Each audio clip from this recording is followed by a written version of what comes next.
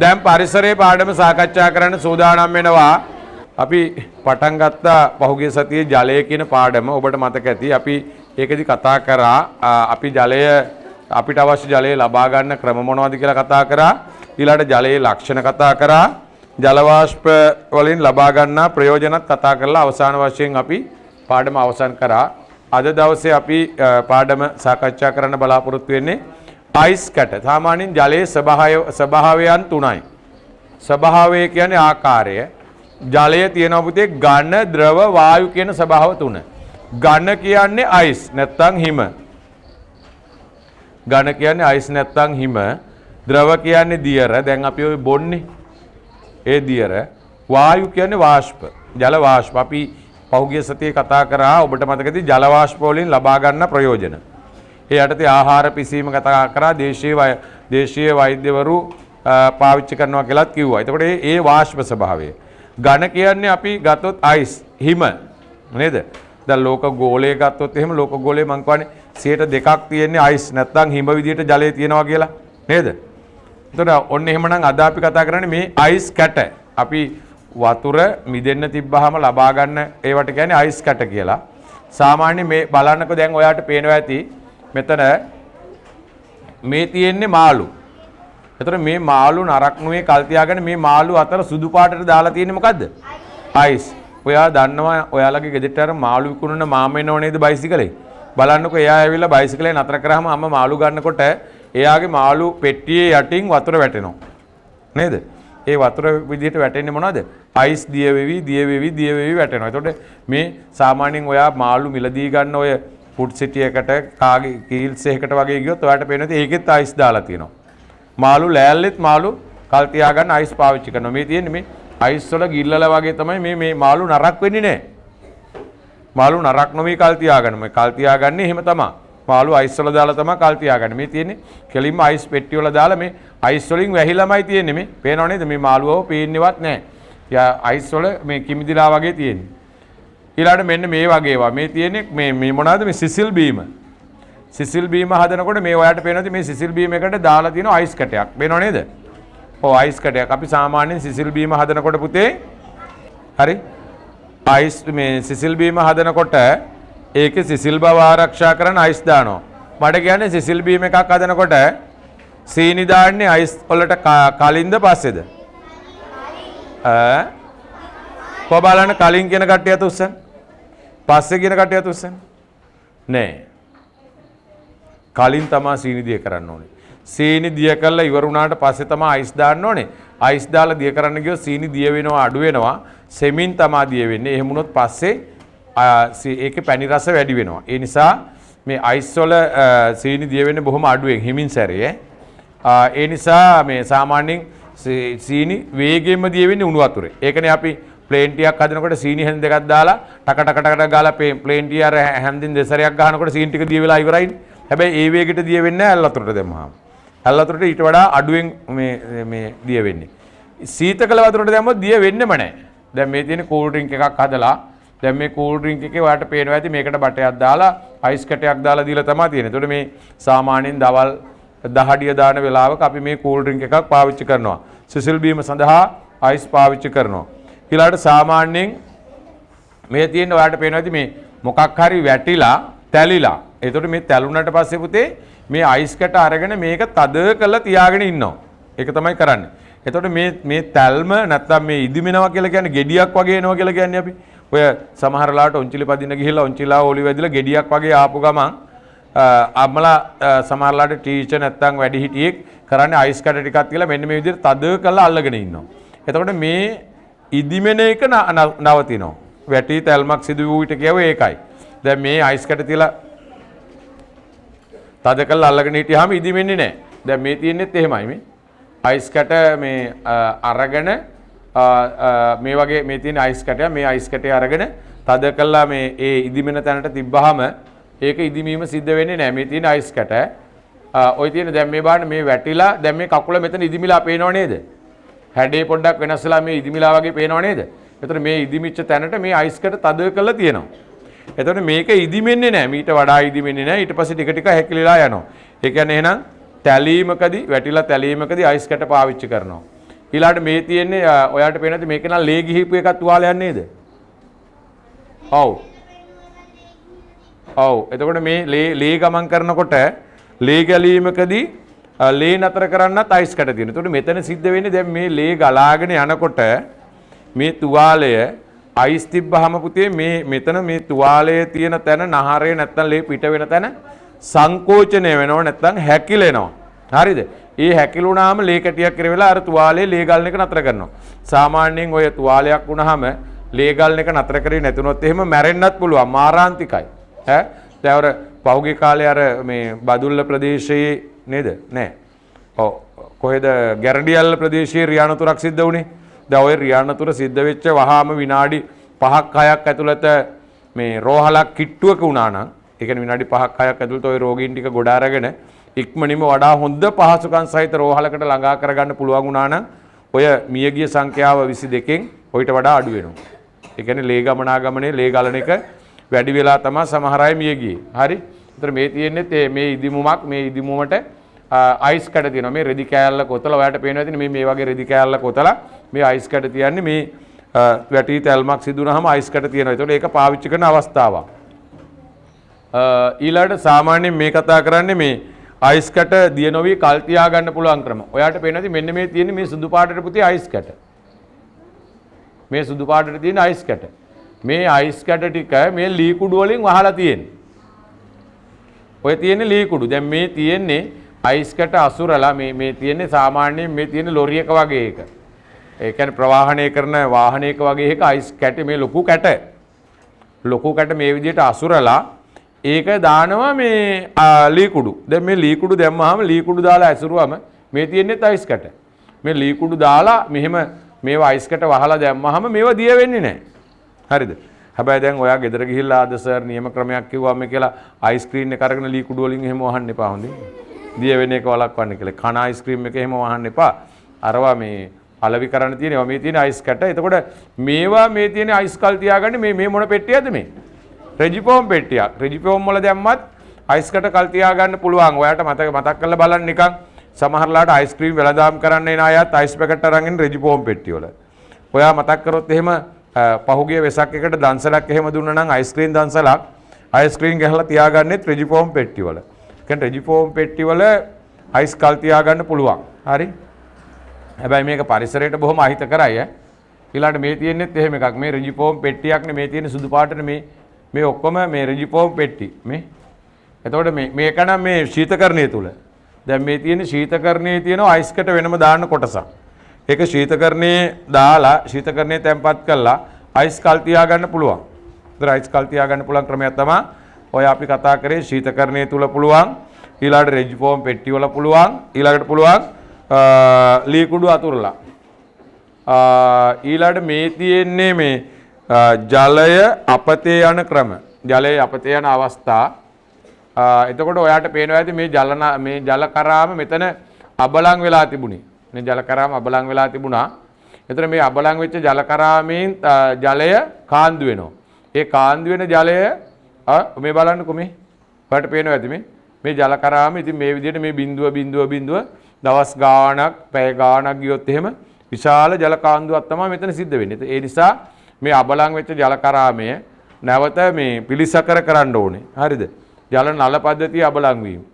ඊළඟට මේ තියෙන්නේ මේ ඔයාලට පේනවා ඇති මෙතන මේ ටැප් එක ජල කරාමයේ අබලන් වීම. මේ ජල කරාමයේ වැහෙන්නේ නැහැ. පේනව නේද? මේ වතුර බිඳුව මෙහෙම පල්ලෙහාට යනවා. ඔය දැන් ඔය ජල කරාමයේ හරියට වැහෙනව නම් ඔකේ ජලය කාන්දු වෙන්නේ නැහැ. හරිද? ජල කරාමයේ හරියට වහනව නම් ඔකේ ජලය කාන්දු වෙන්නේ නැහැ. හරි? ඊළඟට අවශ්‍ය ප්‍රමාණයට වඩා ජලය භාවිත කර ගැනීම කියන්නේ මේ තියෙන දැන් මේ භාජනයේට පුරවනවා. ඉතින් අවශ්‍ය ප්‍රමාණයටත් වඩා මේ ඉතිරිලා යනවා. ඔය ගෙදර ටැංකියේ සමහර වෙලාවට වතුර නේද? පුරවනවා ඉතිරිලා යනවා. අපි සමහර වෙලාවට දැන් බොන්න වීදුරුවකට වතුර ගත්තොත් එහෙම ඉතිරිලා යනකම් ටැප් එක අරගෙන ඉන්නවා. බෝතලයට වතුර පුරවනකොට ඉතිරිලා යනකම් බෝතලේ අල්ලගෙන ඉන්නවා. හරි? නමුත් හරිනම් මේ භාජනය පිරෙනකොටම හරිද? මේ භාජනය පිරෙනකොටම මේ ඔයාට ටැප් එක වහගන්න පුළුවන් වෙන්න ඕනේ. එතකොට මේ තියෙන්නේ සාමාන්‍යයෙන් මේ සේදීමේදී භාජනයකට ජලය නොගැනීම. ඔය දැන් මේ වගේ එකකට භාජනයකට වතුර අරගෙන හේදුවනම් ජලය අපතේ යන්නේ නැහැ. ඉතින් ඔය සමහර වෙලාවට එහෙම ගන්නේ නැතුව ටැප් එකට අල්ලලා මේ විදිහට හොදන්න ගියාම ජලය අපතේ යෑම සිද්ධ වෙනවා. ඒ නිසා අවශ්‍ය ප්‍රමාණයට වඩා ජලය භාවිතයට ගැනීම, ඊළඟට සේදීමේදී භාජනයකට ජලය නොගැනීම, ඊළඟට ජල කරාම අබලන් වීම. හරිද? අන්න ඒ වගේ ඒවා තමයි ජලය අපතේ යන අවස්ථා. ජලය අපතේ යන අවස්ථා එතකොට කීයක් කිව්වද? 4ක් කිව්වා. ජල නල පද්ධතිය අබලන් වීම මම පින්තූරයකින් පෙන්නුවා. ඊළඟට ජල කරාම අබලන් වීමත් මම පින්තූරයකින් පෙන්නුවා. ඊළඟට අවශ්‍ය ප්‍රමාණයටත් වඩා භාජන උතුරලා යනකම් වතුර ගන්න එකත් පින්තූරයකින් පෙන්නුවා. ඊළඟට සේදීමේදී භාජනයකට ජලය නොගැනීමත් ජලය අපතේ යන්න බලපාන හේතුවක් කියලා අපි කිව්වා. ඊළඟට මේ කතා කරන්නේ ජල දූෂණය. අපි ජල දූෂණය කියන එක ඉස්සෙල්ලා පැහැදිලි කරගමු. හරිද?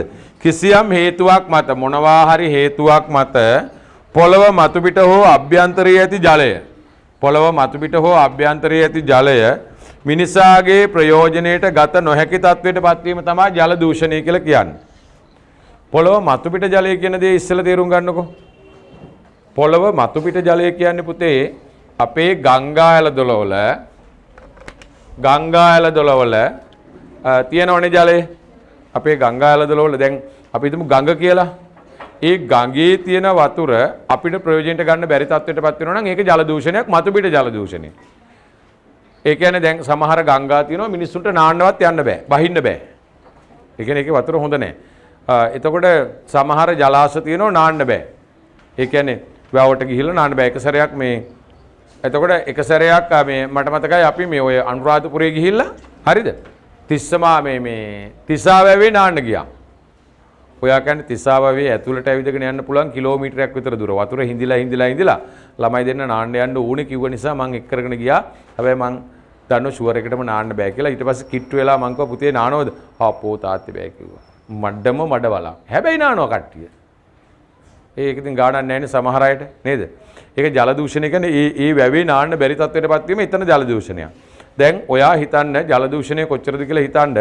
මම පුංචි කාලේ මං ඉස්කෝලේ 7 8ේදී අපේ ගෙවල් ගාව වත්ත පහලින් ඇලක් යනවා. ඇල පාරක්. ඔය ඇලෙන් තමයි මන් නෑවි. ඔය ඇලට පැනලා මේ දැන් මේ වගේ වහින කාලෙට ඇල පිරෙන්න වතුර පාරක් යනවා. තව යාළුවෝ දෙතුන් දෙනෙක් එක්ක හැමදාම ඉතින් ඉස්කෝලේ ඇරලා ඇවිල්ලා පැය එකමාරක් දෙකක් විතර ජල ක්‍රීඩා තමයි. හරිද? අම්මලා අඬ ගහනකන් ජල ක්‍රීඩා ඇලේ. ඔයා හිතන්නේ ඒ ඇල මාර්ගයේ අපි නාපු පුංචි ඇල මාර්ගයේ අද මම ගෙදර ගියොත් මගේ දුව හරි පුතා හරි ඒ ඇලට බැස්සොත් මං ඉක්මනින්ම ගොඩට අරගෙන කකුල් දෙක හොද ගන්න කියනවා. හැබැයි පුංචි කාලේ ඒ ඇලට පැනලා මන් නෑවා.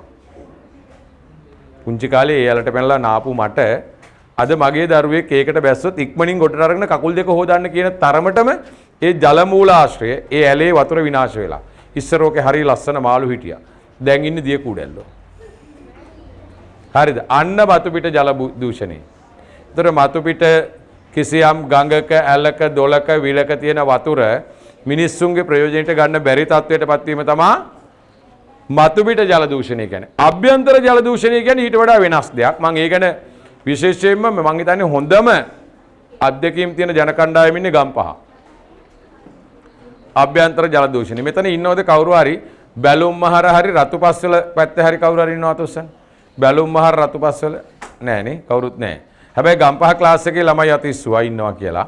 මම ඇහුවා පුතේ ඔයාලගේ ලිඳේ වතුර බොනවද? නෑ සර්. ඔයාලගේ ලිඳේ වතුර.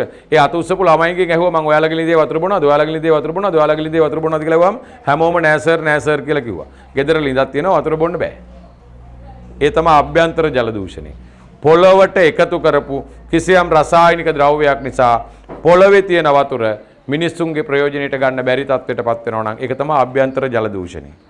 හරිද? ඒතර ඔය රතුපස්වල පැත්තේ බැලුම් මහර පැත්තේ අභ්‍යන්තර ජල දූෂණයක් සිද්ධ වෙන්න බලපාපු හේතුව තමයි මේ පැත්තේ තිබිච්ච කර්මාන්ත ශාලාවකින් බැහැර කරපු අපද්‍රව්‍ය පොළොවට දැම්මා. පොළොවට දාන්න හොඳ නැති රසායනිකයක් පොළොවට එකතු කරා. ඒක වසර ගණනාවක් පොළොවට එකතු කිරීමේ ප්‍රතිඵලයක් විදිහට ඔය වැලිවේරිය රතුපස්වල පැත්තේ වතුර අදටත් පාවිච්චි කරන්න බෑ. ඔයා දන්නවද ඒකේ බලපෑම අවුරුදු 30ක් විතර පස්සට යනවා. 2000 මේ සිදුවීම වුණා නම් 2030න් පස්සේ තමයි වතුර බොන්න පුළුවන් වෙන්නේ.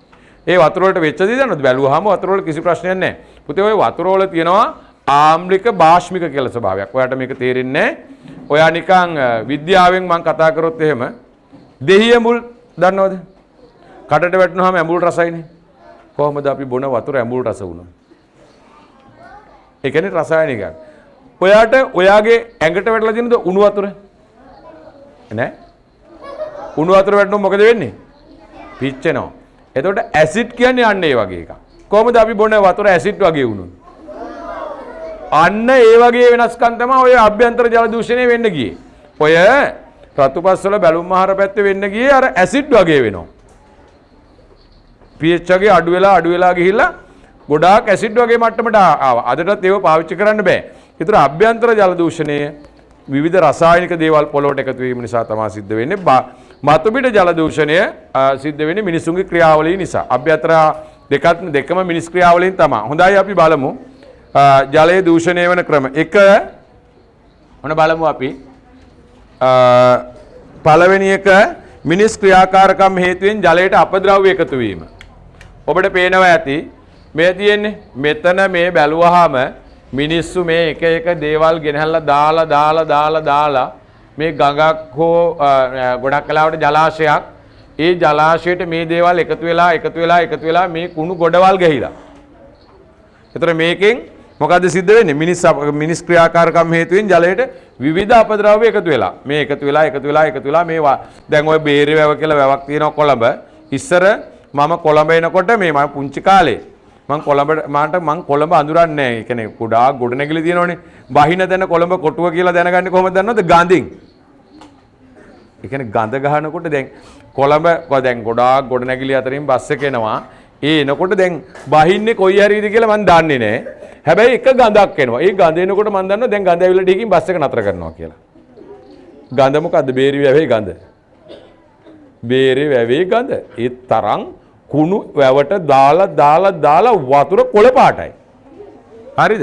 ඒ වගේ. එතකොට මේ තියෙන්නේ ඊළඟට සමහර වෙලාවට කුණු කසල වලින් පිටවෙන අපද්‍රව්‍ය ජලයට එකතු වෙනවා. මේ තියෙන්නේත් දැන් මේ තියෙන හොඳ ජල මූලාශ්‍රයක්. හැබැයි මේ ජල මූලාශ්‍ර දෙපැත්තේ මිනිස්සු මේ කැත කරනවා. ඒ කියන්නේ මල පහ කරනවා. මල පහ කරලා මේවා අපිරිසිදු කරනවා. මේ තියෙන්නේ සමහර වෙලාවට මේ තියෙන්නේ ජල මූලාශ්‍රයක්. දැන් මේක නම් මිනිස්සු ගොඩාක් නානව නේද? හරිද? එතකොට ඔයා දන්නවද? ඔය මැණික් ගඟ අහලා තියෙනවද? කොහෙද තියෙන්නේ? කතරගම මේ දේවාලය ගාවින් යන්නේ. මේ කතරගම දේවාලේ මේ මැණික් ගඟ ගාව මේ වගේ ගොඩාක් කට්ටිය නානවා. ඔයා දන්නවද? නෑවට මේ ගඟේ මෙන්න මේ පැත්තට මේ මිනිස්සු නාන හරිය නෙවෙයි. මෙන්න මේ හරියෙන් එහාට මේ උඩ හරියට ගියාට පස්සේ පුතේ ඔයා හිතන්න අඩියක් තියන්න බෑ මිනිස්සු කැත කළා. හැබැයි ඒව තමයි හේදිලා එන්නේ මෙහි නාන්න. ඉතින් අපේ අය මැණික් ගඟෙන් නානවා. නාන එක නෙවෙයි මම නම් මැණික් ගඟෙන් බැහැලා කකුල් දෙකවත් හොදන්නේ නැහැ. ඒ තරම් මැණික් ගඟ කැත කළා සවුත්තු කළා තියෙන මිනිස්සු. ඒ විතරක් නෙවෙයි. ඔයා ශ්‍රීපාද ගියොත් එහෙම සීත ගඟුලෙනුත් නාලා ඇති සමහර අයනේ. සීත ගඟුලත් එහෙමයි පුතේ. ශ්‍රීපාදයේ සීත ගඟුලත් දෙපැත්තේ මිනිස්සු කැත කළා මිනිස්සු ඒ ජල මූලාශ්‍රය විනාශ කළා තියෙන්නේ. මට මතකයි එක සැරයක් හරිද? ඔය පොළොන්න මේ ශ්‍රීපාද යන කට්ටියට දානවා මේ රූපවාහිනියේ රේඩියෝ එකේ කියනවා ශ්‍රීපාද වන්දනාව එන කට්ටිය අරන් එන්නලු මොනවද මේ පානීය ජලය. බලනකොට මොකද මේ? මිනිස් අපද්‍රව්‍ය එකතු වෙලා. මිනිස්සු කැත කරලා අපද්‍රව්‍ය මිනිස් මල මුත්‍රා එකතු වෙලා. ඒකනේ වැඩේ. ඊළඟට මේ ඔය තවත් සමහර අය කරනවා මිනිස්සු මේ ඊළඟට තෙල් පිරිපහදු කරන ස්ථාන වලින් පිට කරන අපද්‍රව්‍ය ජලයට එකතු වීම. මේ ඔයාට පේනවා ඇති මේ තියෙන්නේ කර්මාන්ත ශාලාවකින් එන වතුර. මේකට වැටෙන හැටි බලන්නකො. මේ තෙල් පිරිපහදු කරන තැනක තියෙන අපද්‍රව්‍ය ටික මේ කෙලින්ම වතුරට එකතු කරලා තියෙනවා. මේ පේනවනේ විශාල ජල මූලාශ්‍රයක්. ඉතින් මේවා මේ මිනිස් ක්‍රියාකාරකම් තමයි. මේවා නිසා ජලය අපිරිසිදු වෙනවා. මේ ඔයාට පේනවද? දැන් මෙන්න මේ වතුර වල පාට වෙනස් වෙලා දේ දුන්නක් වගේ. මේ දේ දුන්නක් වගේ වතුරේ දේ දුන්නක් වගේ හැදලා තියෙන්නේ මොකද්ද මේ? තෙල් පිරිපහදු කරන තැනක තෙල් පිරිපහදු කරනවා කියන්නේ පුතේ අපේ රටට එතකොට මේ බලන්නකො මෙතන මේ වෙලා තියෙන මේ බලන්නකො මේ තෙල් ඔක්කොම මේ වතුරට එකතු වෙලා මේ කළු පාට මේ තෙල් තට්ටු වගේ මේ ජලාශ වලට එකතු වෙලා තියෙන්නේ. ඔය අපේ රටේ මේ තෙල් පිරිපහදු කරන තැන් දෙකක් තියෙනවා. සපුගස් තැන්න ඊළාට කොළොන්නාව කියලා. ඒ වගේ තැන් වල නම් මේ වගේ ඒවා කරන්නේ නැහැ. හැබැයි ඉස්සර නම් මට මතකයි මං කැලණි මේ කෝච්චිය යනකොට කැලණි ගඟට මෙන්න මේ වගේ කළු පාට තෙල් එකතු වෙන තැන් දැක්කම. දැන් නැහැ. හරිද? ඒතර මේ ඒ කියන්නේ මේ තෙල් පිරි පහදු කරන තැන් වලින් පිට කරන අපද්‍රව්‍ය ජලයට එකතු වෙලා. ඊළාට මේ තියෙන වල්නාශක කෘමිනාශක. දැන් මේ බෙහෙත් ගන්නවා. අපි කියන්නේ මේ ගහන්නේ කෘමීන්ට ගැහුවොත් සත්තුන්ට ගැහුවොත් කෘමිනාශක. තනකොළ වලට ගැහුවොත් එහෙම වල්නාශක. වල්නාශක කෘමිනාශක පාවිච්චි කරනකොට මෙන්න මේ දැන් මේ කුඹුරේ වතුර තියෙනවනේ. මේ වතුරට මේව වදිනවා. එතකොට මේකෙන් මොකද වෙන්නේ? ඔක්කොම ජල මූලාශ්‍ර දූෂණය වෙනවා. මේ තියෙන්නේ මේ බලන්නකෝ. මේ තියෙන්නේ බලන්නකෝ මේ වාජනේ මේ ගෙනියන්නෙත් මේ දැන් මේ දෙපැත්තෙම ජලයේ තියෙන ඇලවල් දෙකක් තියෙන්නේ. මේ ඇලවල් දෙක දෙපැත්තේ ඔයාට පේනවා ඇති මේ බෙහෙත් ගන්නවා. එතකොට මේ වතුර මේවට මේ වතුර වලට මේ කෘමිනාශක වල්නාශක එකතු වෙනවා. ඒකෙන් ජල මූලාශ්‍ර විනාශ වෙනවා. හරි? එතකොට ඊළඟට සත්ව අපද්‍රව්‍ය මේ තියෙන්නේ දැන් මේ මෙයා කරන වැඩේ පේනවනේ මේ ඔය hina වෙනකොට මේ මල මුත්‍රා කියන්නේ ඕවා තමයි. කවුද මගෙන් ඇහුවනේ? සත්ව අපද්‍රව්‍ය කියන්නේ තියෙන මල මුත්‍රා. දැන් මේවා අපිත් පිට කරනවනේ. දැන් සමහර අය ස්විමින් pool එකට ගිහිල්ලා නාන්න මම නම් දැකලා නැහැ නැගිටලා টয়ලට් යනවා. සද්දයක් නැතුව වතුරෙම වැඩේ කරලා දානවා. ඔය hina වෙන කට්ටිය කරනවා ඇති ෂුවර් එකට වැඩේ. ස්විමින් pool වල නාලා තියනව නේද? ආව්. ආන් ඒ වගේ මේ සත්ව අපද්‍රව්‍ය මේ බලන්නකෝ දැන් මේ ඔක්කොම මේ සත්තු මේ මල පහ කරන ඒවා මේවා ඔක්කොම සේදිලා වතුරට එකතු වෙනවා. එතකොට මේ වතුර මේ සත්ව අපද්‍රව්‍ය ඔක්කොම වතුරට එකතු වුණාම මේවා ජල මූලාශ්‍ර විනාශ වෙන්න බලපාන එකක්. එතකොට ඔය අපි කතා කරේ මිනිස්සා සත්ව අපද්‍රව්‍ය. ඔය විදිහටම මිනිස්සුත් ඔය වැඩේ කරනවා. හරිද? හොඳයි එහෙමනම් ඔන්න අපි අද දවසේ පරිසරයේ පාඩම අවසන් කරා.